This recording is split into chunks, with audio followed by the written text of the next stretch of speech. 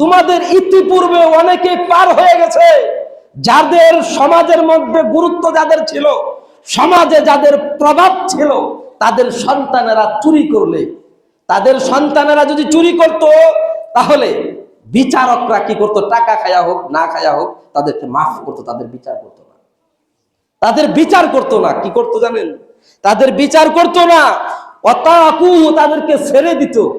ধনী লোকের সন্তানেরা চুরি করলে, ধনী লোকের সন্তানেরা যদি অবৈধ কাজ করে, ধনী লোকের সন্তানেরা যদি সমাজের মধ্যে সবচেয়ে জঘন্য থেকে জঘন্য কাজে জড়িত থাকে, তাহলে তাদেরকে ক্ষমা করে দেওয়া হতো।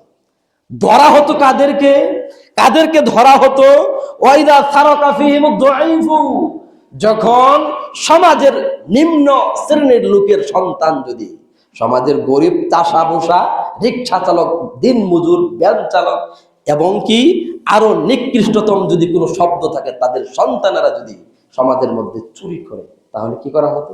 তাহলে কি করা হতো? আকামু আলাইহিল হাদ্দি, তাহলে ওই সন্তানদের উপরে বিচার কার্যকর করা হতো। ওই সন্তানদের উপরে বিচার কার্যকর করা হতো বা বাস্তবায়ন করা হতো। সম্মানিত